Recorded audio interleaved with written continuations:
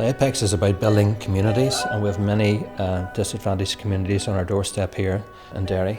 It's not just a case of simply building houses for people who require housing. If they have difficulties within their communities, we try to help them to resolve those. And that's an ethos that stems from my board of management, who are all volunteers and give up their time on a voluntary basis. And that's the ethos that we've tried to take to some degree in Africa. To go to Africa, we had to do a fundraiser, and I took up running, and I began to do 5Ks, half marathons, and then led the marathons, and through that I gained sponsorship. I was very interested in helping out with this, so I joined Give As You Earn, and that was about 2001. Through the Give As You Earn scheme, we have staff here now who donate money from their salary every month to our project work, and that's a key way of raising money.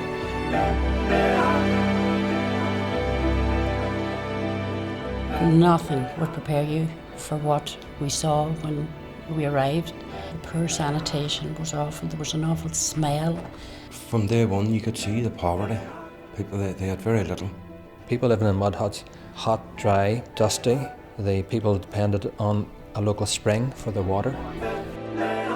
Within 3, 4 or 5 months, through the efforts of our staff, we were able to raise £10,000, and we sent it out then. And within 3 weeks of them getting the money, they had the diggers on site, and about 6 or 8 weeks after that, the dam had been created, just in time before the rainy season came.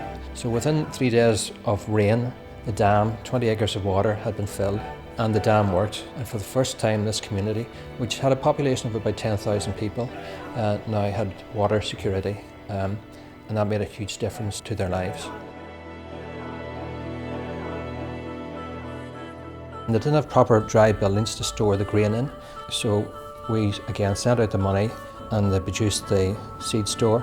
It held 1,600 bags of grain. It employed a local caretaker. So, they had water security, now they had food security as well too for the first time.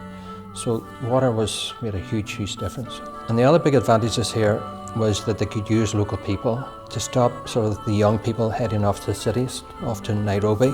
They could stay in the community and get work and be trained in building skills.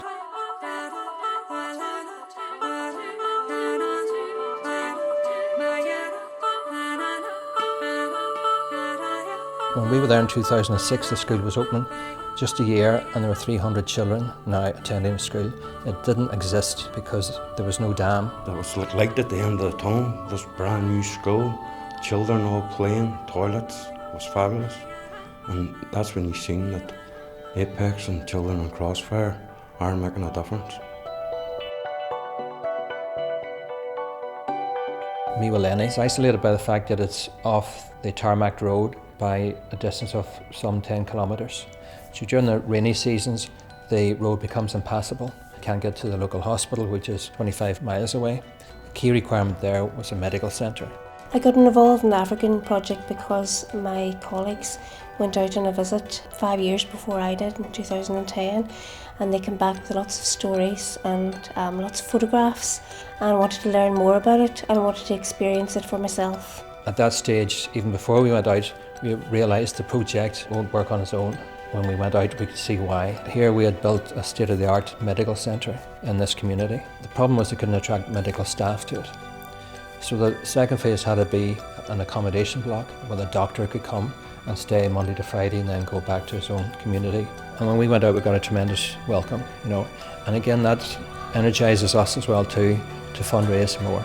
It was a wonderful experience to see, there was something of a promise that this was really going to benefit the locals. Really, we knew we were going to see positivity out of it.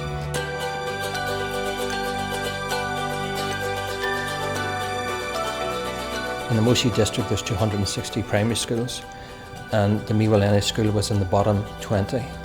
We renovated the classrooms, built a new kitchen, and we built a residential block. Again, so your teachers could come and stay there Monday to Friday and go home at the weekends back to their own families. And to see the change was brilliant. The floors were redone, walls replastered and painted, more books for the children, and a new kitchen. Within 2 years of the primary school being renovated, and it moved to being within the top 15 of 260 primary schools.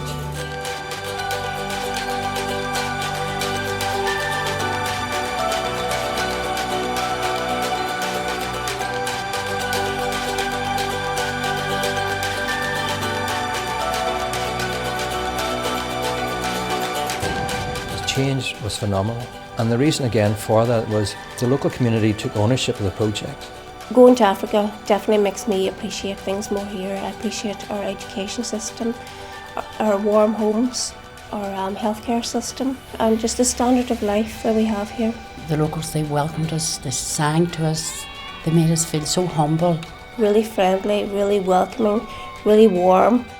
It's given a bit back.